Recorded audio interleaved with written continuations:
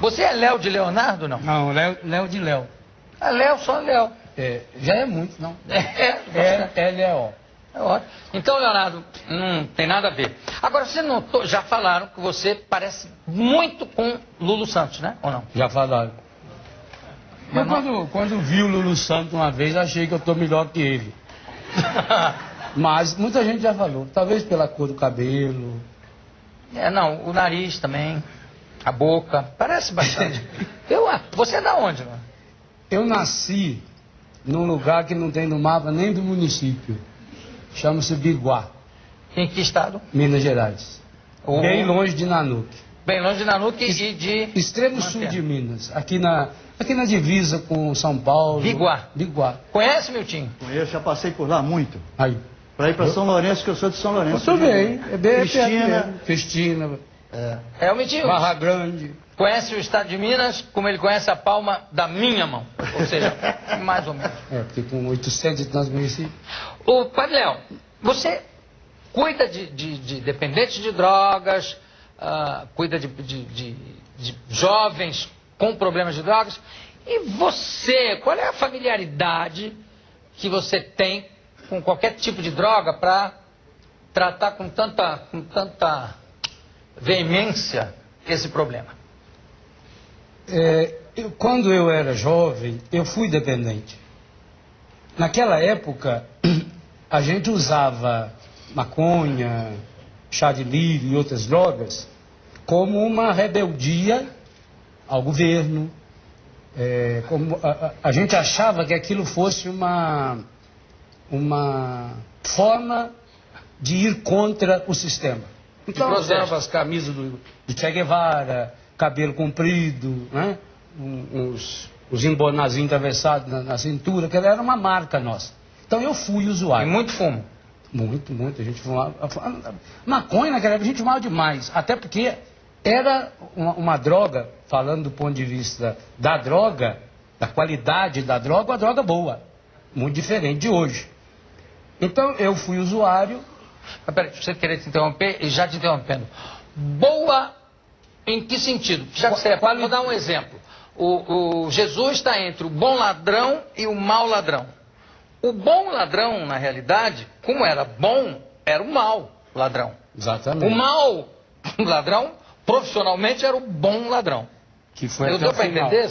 Bom, então você disse, a maconha era boa. Boa porque era mais forte, boa porque era o quê? Menos mistura, era mais pura, era mais natural. Ela tinha 3% de THC. Hoje, para você ter uma ideia, skunk, por exemplo, que é um tipo de droga, não a banda que é muito boa, tem 33% de THC. Você nunca experimentou skunk? Não, skunk foi só a banda. A banda sim? A banda sim. Cocaína, experimentou cocaína também?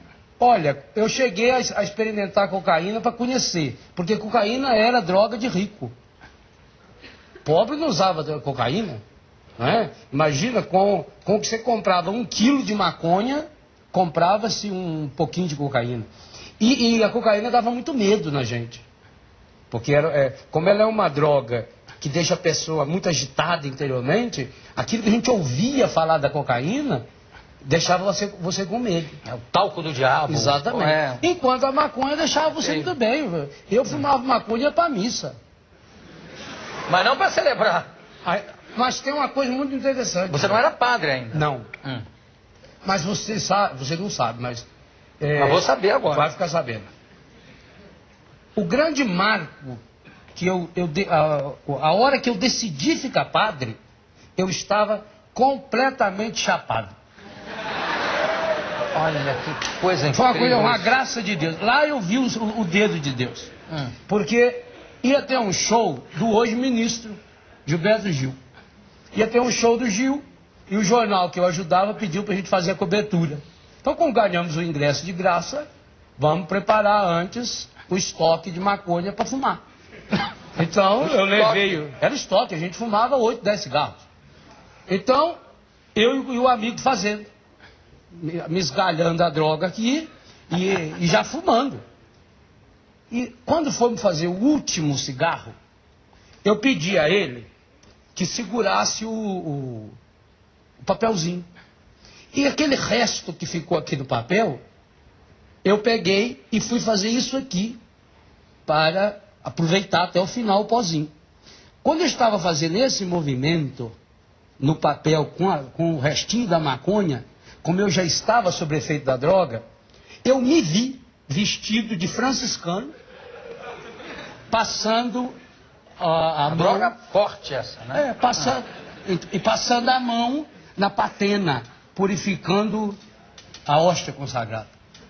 Naquela hora, você veja, eu já chapado, eu comecei a rir e a chorar. Foi misturando choro e riso. E ele falava pra mim, pelo amor de Deus, cara, cala essa boca, se meu pai escuta, você vai vir aqui o que é. Mas eu não conseguia. Isso era antes de ir pro show. Antes de ir pro show. E aí, fomos pro show. Fomos pro show, não teve show. Deu um problema lá, o show foi transferido pro dia seguinte. E aí começou aquela baderna lá dentro, João. Me deu um desespero, porque eu já tinha fumado não sei quantos cigarros. Eu levantei, saí do Tigrão, lá em Itajubá, fui para casa da minha ex e falei para ela, eu vou ser padre. Era o que, sua namorada? Era namorada. Mas, quer dizer, viviam já maritalmente? Não, naquela época não. Eu já disse alguma vez que eu nasci na época errada. Mas nem transar, nunca transou? Transou, claro.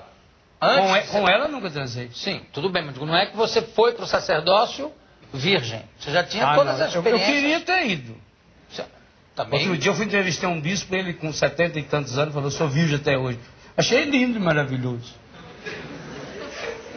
Mas ele deve ter preferido a sua experiência. Você não sabe a história do rabino falando com o padre? E o padre, numa viagem de trem, o padre comendo com maior gosto um sanduíche de pernil. Aí ofereceu pro rabino. Sacanagem. Rabino, não quer um pouquinho de sanduíche de pernil? Aí ele falou, não, obrigado, não quero. Não sabe que está perdendo. É tão gostoso. E comendo. Passou um tempinho, o rabino perguntou para ele, padre, antes de ser padre, alguma vez teve experiência sexual? Eu falei, bom, tive, sim, claro, algumas. Não é muito melhor do que sanduíche de pernil? Então não sei se o bispo estava arrependido ou não. Estava não, está muito alegre, muito equilibrado. Mas vamos voltar então para a maconha, para o fumo. Exato, aí ela falou, nossa, mas você está com um olho tão estranho. Ela não sabia que eu estava fumado, chapado. Chapadão mesmo. Estava chapado. E veja, João, foi aquela decisão, a única hora que eu me lembro até hoje, de que de fato, a partir dali, em nenhum segundo mais da minha vida, eu voltei atrás. Olha que lindo isso. Passado algum tempo, isso foi em, não me lembro, julho. Passado algum tempo, eu sofri um acidente na mão e encostei da fábrica, eu trabalhava numa fábrica de armas. Mudei pouco. Para mineiro não mudei nada. Né? E aí? Para mineiro eu saí da fábrica de armas e fui trabalhar com as armas, salvar as armas. Né? Das armas para as armas. Para as armas. Aí como eu estava encostado do serviço, eu conversei com uma pessoa amiga, encaminhei para o seminário, fui para o seminário. O dia que eu fui para o seminário, eu disse o dia e a hora que seria a minha ordenação sacerdotal, daí 9 anos. E errei por 1 hora por culpa do horário de verão, porque naquela época que eu decidi não tinha horário de verão. Senão eu teria acertado até na hora.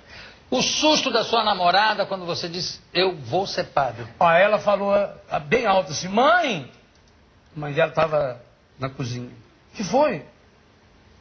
O Léo disse que vai ser padre. Bem, então que seja um bom padre.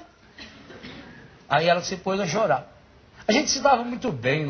E hoje em dia vocês ainda... Sim, grandes amigos até hoje. Ela, o marido, me visitava, não tem muito tempo. Que idade, Padre Léo, você tinha quando aconteceu isso? 21 para 22 anos. E quando é que você começou a usar maconha desse jeito? Com 18? Com 12 para 13. Com 12... Eu morava no Biguá. Aí vim para Itajubá estudar. Você imagina, veio um rapazinho bobo da roça. Vem estudar na cidade. Eu fumava cigarro comum, porque minha avó, eu passei a morar com ela. A minha avó era interessante, ela fumava, mas ela tinha nojo de pegar no fósforo.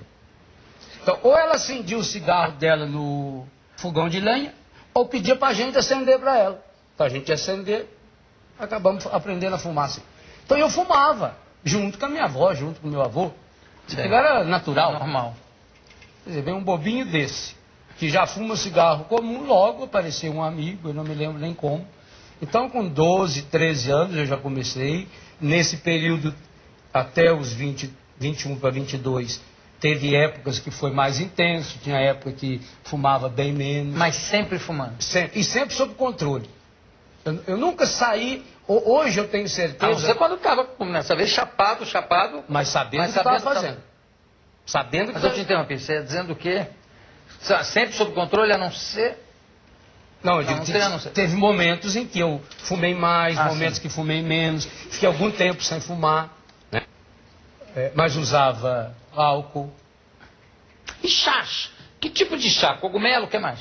Na roça a gente fazia chá de tudo. Fazia chá de bosta de vaca. E dava resultado? Dava.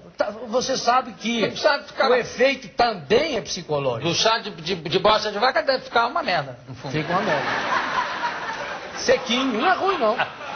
Não é ruim não? Não. E o que mais, além desse... O cogumelo do campo, chá de lírio, chá de fita. É isso que eu queria que você falasse. Como é que é esse negócio? Que fita? Chá de que fita? Como é que é isso? Aqui eu vou dar uma receita pra vocês não, mas... Isso aí já é coisa ultrapassada. Essas fitas, hoje não existe mais, né? Fita cassete. Fita de... Fita cassete. Fita cassete, de tocar em gravadorzinho. Você abria o gravador, a fita lá, tirava um pedação daquilo, fervia e bebia. E dava aquele... Ficava louco. Mas dava que tipo de loucura? Tipo uma maconha? Uma mistura de... Uma mistura de maconha com álcool junto. Quer dizer que se pegar uma fita VHS, por exemplo, é um ácido. Eu não cheguei a usar. Se a fita de áudio dá... Isso é uma loucura. Mas isso acaba com a saúde, isso é soda pura. Evidente que acaba com a saúde, isso é um absurdo. Você vê o que eu estou falando aí? Não, falando, porque hoje em dia não tem mais, essa fita nem existe mais, né, praticamente, e ninguém é louco de fazer isso. Tomara. Chá de fita. Chá de fita. Que coisa de louco. E fica completamente doido. Até, veja, hoje talvez um dependente, se fosse usar isso, o efeito para ele seria muito pequeno. Depende se é uma fita de 120 minutos, se é uma fita de... A quantidade. Porque como ele está acostumado com drogas muito pesadas, e a droga hoje é muito suja. O pior da droga hoje não é nem o efeito da droga, é a sujeira da droga. O que se mistura hoje na maconha, o que se mistura na cocaína e por aí afora é um absurdo. Bom, fui para o seminário. Como religioso no seminário, eu já atendi alguns jovens, fazendo pastoral. Logo que fui para Brusque, eu tinha 2 anos de seminário, atendi um caso muito grave de um rapaz que foi expulso do tiro de guerra por ser pego com droga. E aí, como eu atendi, logo veio a família de outro, e assim, os primeiros anos da minha formação, eu fui fazendo um trabalho de atendimento. Depois fiquei padre, voltei para Brusque, e aí eu fui ser diretor de um colégio. E aí eu comecei a ficar agoniado, porque vinha lá um jovem drogado, vinha uma menina de rua, uma prostituída, um travesti, pedia minha ajuda. Eu conversava, ouvia, rezava, mas depois eu ia embora para minha casa. E aí eu ficava de noite pensando, aonde será que está esse povo? Então eu comecei a levantar de madrugada, pegar meu carro. Agora você imagina o escândalo. Um padre jovem. Eu tinha 2 anos de padre. O meu carro está bem grande, escrito no vidro de trás, Jesus. Então, todo mundo conhecia o meu carro, cidade pequena. E 2, 3 horas da manhã eu saía. Saía e ia. Aonde eles estavam, levava, buscava. Aí, o meu amigo está lá não sei aonde, eu estou com um amigo não sei aonde, vamos para a zona buscar. Então eu levava, aonde precisasse levar, eu levava. Mas ficava naquela angústia. Porque eu tinha a minha casa e eles. Aí o que eu fiz? Comecei a levar para minha casa. Dormia lá em casa. Chegaram a dormir quantos lá? 8, 10, 15. Olha. Teve um travesti que dormiu na minha cama. Não foi comigo, não. Foi na cama. Na cama, aí, na cama. Eu fui pro sofá. Mas se também precisasse dormir com ele, dormiria. Claro. Dormir com qualquer um. Dormir não é o problema. Não, olha, eu acho o seu depoimento dos mais comoventes que eu já ouvi aqui e dos mais firmes. Onde é que você faz o seu trabalho hoje em dia? Esse trabalho de recuperação de drogados, enfim, de toda essa ligação com jovens que têm problemas, ou até não jovens, né? Se alguém procurar você, que não seja... Hoje nós temos a Casa Mãe, lá em São João Batista, Santa Catarina, onde eu moro, onde nós acolhemos 120 pessoas, das quais 30 e poucas crianças, e jovens, deve ter uns 60, os adultos, homens, mulheres, crianças, enfim. Temos uma casa em Curitiba, outra casa em Guarapuava, outra casa em Castro, outra casa em Foz do Iguaçu, essas 4 no Paraná, e uma em Lorena, aqui no estado de São Paulo. Inclusive tem filhas minhas aí de Lorena presente na comunidade, também uns amigos, benfeitores. A nossa sede é... 10 pessoas, a Tereza, aos 30, com quem eu fui casado, trouxe 10. Essa é a minha grande... 10. Aliás, muito obrigado a você é benfeitor de Betânia, hein? Eu sou benfeitor? Sim, senhor. É? Porque ela é uma das grandes benfeitoras de Betânia. Fico feliz. Sim, eu também agradeço muito. Padre Léo, o problema do humor na Bíblia, que parece que você gosta de usar esse senso de humor nos seus sermões, etc. Eu acho também que tem muito humor em várias passagens e em certas, o que eu chamo de rubrica da Bíblia, né? Sim. Que indica que há um senso de humor. Primeiro, no Velho Testamento, o humor judaico, estava aqui o Juca Chaves, grande representante disso, mas também no Novo Testamento. Eu acho Sem que dúvida. Né? Eu queria que você desse um exemplo. A Bíblia é um livro de humor. O senso de humor de Deus me impressiona.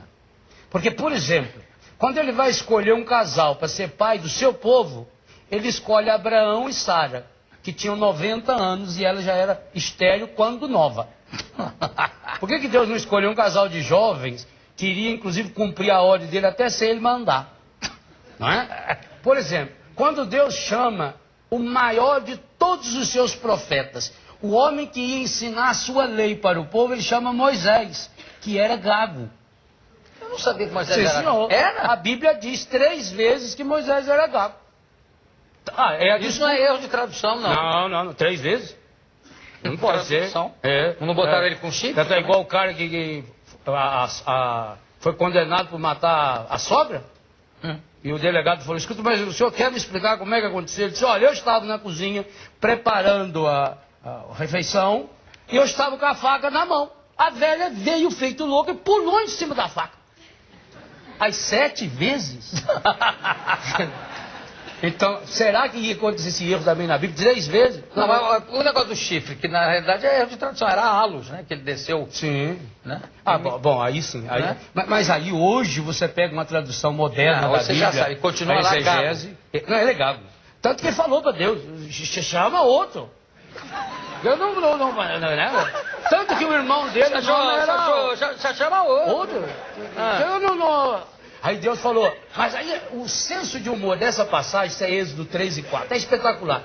Porque aí Deus fala para ele assim: Moisés, quem foi que fez o mundo falar? Quem foi que fez os cegos enxergar?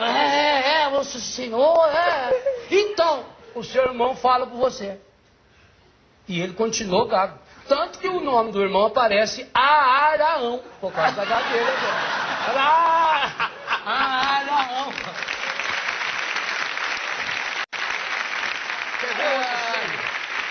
Impressionante. O senso de humor de Deus. Só para completar essa passagem de Moisés, quando você fez Deus falando com Moisés, Deus também deu uma gaguejada.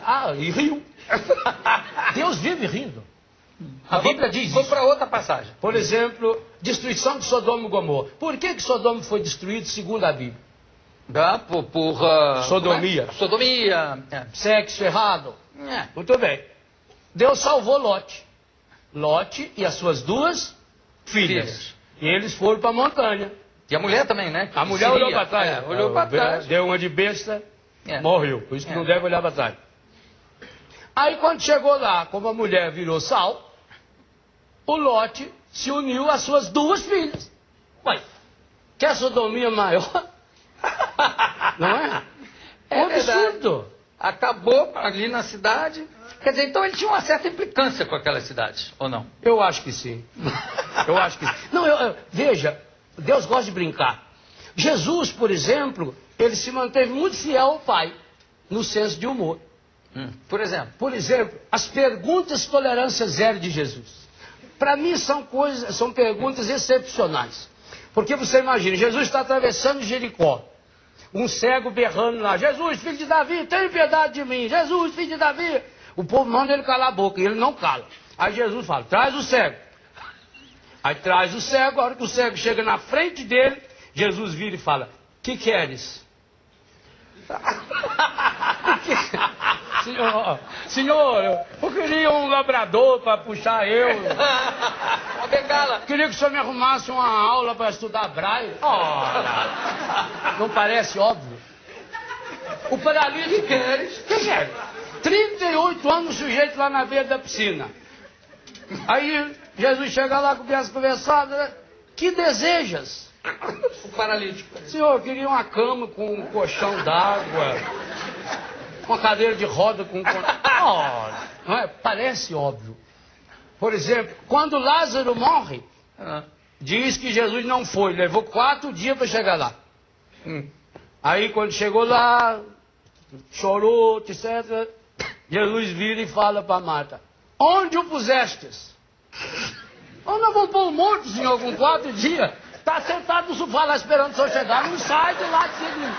Puseram numa geladeira. Não é? Mas tem uma fantástica ainda. Quando vão prender Jesus no Getsemane. Essa é espetacular. Mel Gibson retratou um pedaço. Só que ele não fez... Mel Gibson é muito sério, então ele não colocou esse outro lado. Foi uma pena. Perdeu, o filme ficou muito triste. Uma pena. Porque você veja bem, a paixão de Cristo demorou 18 horas no máximo. A ressurreição de Jesus já tem 2000 anos. E nós vamos ficar presos só nas 18 horas? Isso aí é uma indelicadeza com o Evangelho. Concordo. O Evangelho é muito mais humor e alegria. Quando vieram prender Jesus e o Judas e aquele exército todo e com aquelas tochas, quando eles chegam, Jesus olha para eles e fala, a quem procurais? Posso ser útil? Posso ajudar alguma coisa? Não é? Assim ele estava lá por causa dele. Ou, por exemplo, quando a grande multidão, Lucas 8, a grande multidão que acotovelava e pichotava em Jesus, de repente uma mulher tocou em Jesus. Ele vira e fala, quem foi que me tocou? O Pedro, inclusive, perdeu esse primeiro com ele. Falou, senhor, por favor. A multidão te comprime, te aperte de tudo quanto é lado. E o senhor perguntar, quem foi que me tocou? Você está pensando na artista da Globo? Aí que Jesus, não estou perguntando quem deu um esbarrão em mim, Pedro. Estou perguntando quem foi que me tocou. Então, esse senso de humor, essa capacidade de ir por um caminho e fazer uma conclusão final diferente. Porque o grande segredo do humor, a meu ver, é isso. E o humor é muito importante porque só quem é sério tem bom senso de humor. Só quem leva a vida a sério. E só leva a vida a sério quem tem um bom senso de humor. Porque faz você não se sentir tão importante. Faz você enxergar por um outro ângulo. O grande segredo do humor é o final. Você vai por um caminho, conduz as pessoas naquele caminho, todo mundo entra naquele caminho, e chega lá, você faz um desfecho inesperado. Né? Porque por que se brinca tanto com português? Eu, por exemplo, quando estou em Portugal, eu nunca falo de português. Eu falo dos húngaros, dos búlgaros, coincidentemente eles chamam Joaquim, Manuel, etc. E o pessoal lá gosta muito disso também, dessa brincadeira. Né? Então, o final é interessante. É evidente, o desfecho. O desfecho. Mas, por exemplo, a passagem do olhar antes do olhar os lírios do campo, aquilo é provocado porque some uma túnica de Pedro, alguma coisa. Como é que é isso? Uma queixa qualquer Não, em relação a Jesus? Como é? Não há fato, não. Aquilo está dentro do contexto do Sermão da Montanha. Que começa... Não é provocado por nenhum fato? Não. Então, porque na verdade aquilo foi... O Sermão da Montanha não quer dizer que Jesus sentou lá ou trepou lá naquela montanha e falou aquilo tudo. Mas o negócio do... Olha, eles não têm isso, não têm aquilo, mas nem Salomão em toda a sua riqueza tem... É a analogia que ele fez. É. Por quê? Porque Jesus foi um grande criador de link do céu. Por onde ele passou, ele criou o link do céu. E o que é espetacular em Jesus é que ele fala a partir de coisas muito simples. Por isso também eles gravaram a maior parte das coisas que ele falou. Porque eles passavam por ali sempre. O que Jesus estava ensinando é a pessoa entrar nessa sintonia consigo mesmo, com Deus, com a natureza, com as pessoas. Com a comida, né? Com a comida. Era sempre em banquete, Sim. sempre... A mesa aparece em mais de 200 passagens na Bíblia. A mesa como um lugar teológico. Aliás, isso, você tem... Claro, você é cristão e conhece bem a pedagogia de Jesus. Mas isso que você faz aqui, por exemplo, é profundamente teológico. A sua mesa, a caneca do seu convidado igual à sua, essa proximidade. Por exemplo, você de vez em quando se aproxima da pessoa e toca na pessoa. Alex, traz a minha túnica vermelha, por favor. Esse é um dado de Jesus. Jesus não tinha medo. Numa época em que o pregador tinha que ficar longe. Não havia coisa tátil, né? O toque. E Jesus tocava e deixava tocar. Tocava em... Porque dizia o seguinte: se tocasse no impuro, ficava impuro. Jesus fez uma lógica contrária. Não, vamos ser puro. E o puro tocando no impuro, vai ficar puro ou impuro. Reverter essa situação, essa proximidade, por exemplo, isso é muito importante. Você não acha, Padre Léo, que às vezes, voltando à rubrica, né, do Novo Testamento, que às vezes as encenações que são feitas são totalmente o oposto do que está indicado? Falando do Sermão da Montanha, me parece que é uma coisa que foi dita assim num papo, Exatamente. Né? No entanto, cada vez que a gente vê montado é sempre uma coisa bem aventurada, uma verdade. Coisa grandiloquente. O tom de voz. E está escrito, ele falava não como os escribas, exatamente, mas como alguém que tem autoridade. Então, mas essa autoridade não grita, né? Exatamente. Aliás, você só grita quando você está longe. Fisicamente longe. Ô, fulano, pega lá. Daí você tem que gritar. Ou quando o coração está longe. Por exemplo, nós dois começássemos a brigar, vamos levar a voz. Por quê? Porque o nosso coração vai ficando longe. E também tem outra passagem que eu acho sensacional nisso, é o negócio do atire a primeira pedra. Aquilo é espetacular. Ele está quase agachado ali, mexendo. Não está agachado. Para ficar entre. Eu não estou discutindo. Quem não tiver pecado, que atire a primeira pedra. E quase que a mãe dele sapeca uma pedrada na moça. E ela fala, só não vale. Outras passagens que tem muitas passagens assim, em que você vê que as pessoas se recusam a isso que você está falando e isso que você está fazendo. Há uma proximidade com Jesus, né? E fica uma coisa tão hierática, né? Fica uma coisa... Na própria igreja, né? Tem muitos padres que você falar o que você fala, ficam chocados, né? Porque reveste-se o sagrado de uma sacralidade que o sagrado em Jesus não tem. Olha, o cristianismo é a religião... Veja, as demais religiões ensinam como o ser humano faz, o que fazer, que degrau subir para chegar no céu. Todas as outras religiões, eu lecionei cultura religiosa. O cristianismo é o contrário. É o céu que chegou aqui. O verbo de Deus se fez carne. Jesus se fez gente, com carne, com osso, chorou, sorriu, comeu, assim, teve fome, dormiu, né? Então é o contrário. É a humanização de Deus. E eu não entendo, porque a igreja acredita nisso. Quando o padre bota um pouquinho de água no vinho, em todas as missas, por todos os padres, ele pede para que possamos participar da divindade de vosso Filho, que se dignou a assumir a nossa humanidade. A igreja acredita que nós temos uma natureza divina. E não é um panteísmo, não. Vai muito além do panteísmo. que nós, de fato, por graça desse Deus, Deus não nos criou como adversários. O ser humano é a imagem e semelhança de Deus. O ser humano é parceiro de Deus. Eu vejo, Joa, os meus filhos, que é assim que são tratados os que moram conosco. Eu vejo os meus filhos. Eles chegam em Betânia, quantos deles? Chega aquele rosto deformado, fedendo, sem dente. A droga, o álcool aniquila a pessoa. E aí, quando começa a viver conosco, a gente vai atrás de dentista, para colocar dente na pessoa, uma alimentação correta, um ambiente saudável que nós vivemos. 2, 3 meses depois, há um processo de restauração, o rosto da pessoa é outro.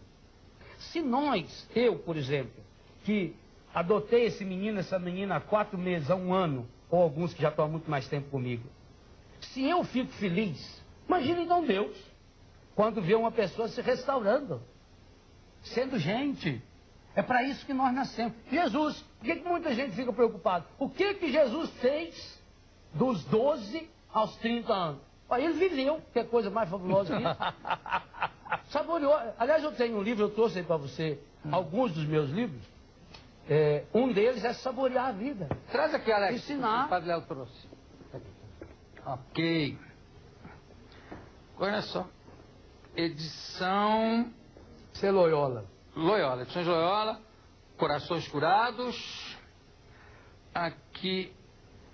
O que quer dizer SCJ? Sagrado Coração de Jesus. Ok.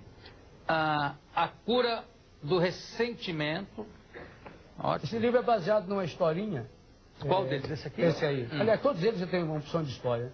Mas esse é uma história que o sujeito que achou a lâmpada do gênio lá, e o gênio mandou ele fazer um pedido, mas ele tinha que... O que ele pedisse para ele, tinha que... O gênio teria que dar em dobro ao pior inimigo.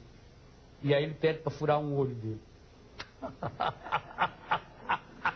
Então eu ensino que o que fez... A história é longa. Não, fura, que aí fura 2 dele. Eu conheço uma versão da sogra. Aí é pior ainda, fala, me deixa meio morto. Porque tudo que eu der para você, eu tenho que dar para sua sogra. Me deixa meio morto. Meio morto. Experienciar milagres. Rastros de Deus, bonito. Isso é uma história interessante de um rapaz, um jovem. Isso aí eu comecei a escrever, eu estava completamente chapado. Esse aqui? Esse aí, eu comecei a escrever com 14 anos esse livro. Então, é uma viagem, quem vai ler hoje vai entender bem. É uma viagem imaginária de um jovem dentro de um disco voador. Naquela época era o sucesso, era o disco voador, né? E dentro do disco voador ele encontra com Jesus Cristo.